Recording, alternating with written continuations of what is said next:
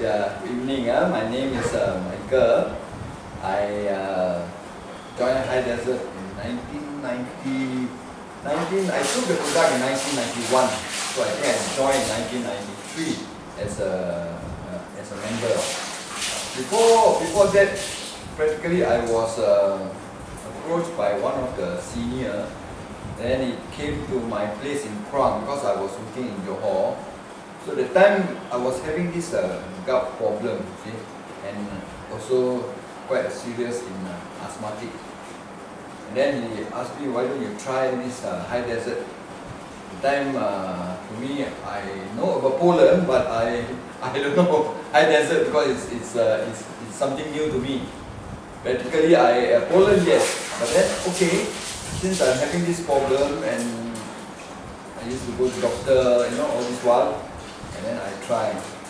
Then after that, I found that when the gout problem is still persistent, but then he told me that no, this is not a medicine and it is an ongoing thing. You take it as a nutrition, okay? You don't take it as medicine. But I want to take it as a medicine, then people might think you take 1 or 2 bottles, then you stop. So I took 1 year, 2 years, 3 years, 4 years, and slowly my gout and my asthmatic problem slowly just disappeared. Okay, coming back to asthma, when I came back home, that was in Klang, my hometown is in Klang. So during the Chinese New Year when I came back, the time I took orange, 1 or 2 oranges, and the whole night practically I cannot sleep. So I had to go to doctor around 1, 2 a.m. And in fact, that was even I started High Desert. So I was a bit skeptical. How come after taking and I still have this? But then, as I said, he explained to me that this is a prolonged thing. Okay, so while taking at the same time, I take my asthmatic medicine together with the spray, you call it Ventolin. Then over the years, I found that the first thing I noticed was my energy level gone up. This is my energy level gone up, and asthma become lesser and lesser, and until today it's practically zero. Even my gout. So a few years down the road, because I was working in Scott paper. The time was 5 days a week. So I said, why don't Saturday, Sunday, I just move around instead of staying at home and then watch TV. Because Krang was a bit downtown, not much of an entertainment. And then I started then I met a friend and then he introduced me to Skamat. That's where I started the Skamat market. But before the Skamat market, I went to Yongping. I met a friend there. And then he said, no, Yongping, not Yongping, this Pontian, sorry.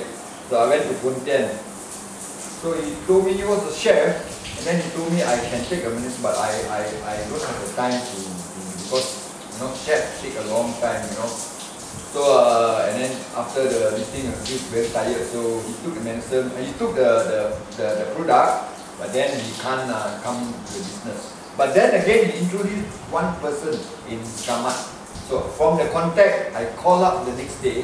So I went there, and Skamat practically was new to me. I just, practically, 1 or 2 times I just passed to Skamat and then come back to Klang. The time we don't have highway, you see. And then from there, I introduced to him, and then he didn't sign up. Maybe after 2 weeks or 3 weeks. So he came back, I called him and then he said, okay, why don't you bring some product, I try. That was the starting point. And then from there he introduced his sister, and his sister was very active, and then we started to have house training in the sister place. So from there, every 2 weeks I will go there once, every 2 weeks. And then from there, we start out with the house stockist. And then he called about 5-6 person or maybe 10 And then from there we start off. And then later on, I told him, I mean, if you want to grow, you must get a shop. You know, you rent a shop. And then the time, Skamat, the shop was not very expensive. Unlike other area, the Klang, KL was very expensive. So then he started. And then in fact, he asked me he got the location, asked me to give my opinion. At first he said second floor or third floor. I said no. People carry honey, so heavy. The old man, once then you might not go up. Then he took the first floor. And then okay, then from there I gave my commitment that I will go there every 2 weeks. He told me, Mike, unless you commit that you come and give training and give talk to the people there. So I said, okay, every 2 weeks I go. So from Kruan to Skamat was about 2 hours drive. Coming back, okay, by going down it's a bit, a bit late, but no problem. So from Skamat we divert to Jamenta. You see, because Jamenta, you found that there's one active person in Jamenta. So from there, Jamenta is about 20 to 25 minutes drive from Skamat. So we went there, then we made a group down there, then from their house, the Skamat developed.